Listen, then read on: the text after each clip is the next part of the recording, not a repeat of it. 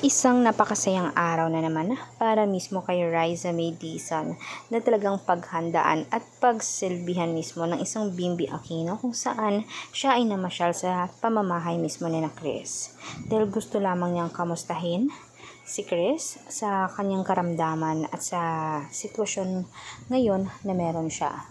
Gayunpaman, masaya talaga si Chris Aquino dahil kahit papaano ang childhood ni Bimbi ay bumabalik at talaga na mga masayahin ngayon si Bimbi.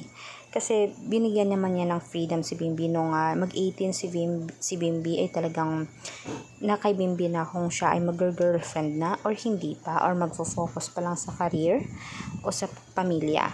Mismo sabi ni Bimbi, basta ang tadhana ay mismong lalapit na tutukain din niya dahil gusto din naman niyang mapasaya ang mommy Chris niya.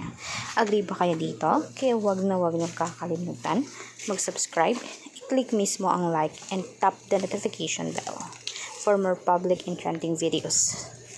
Salamat po!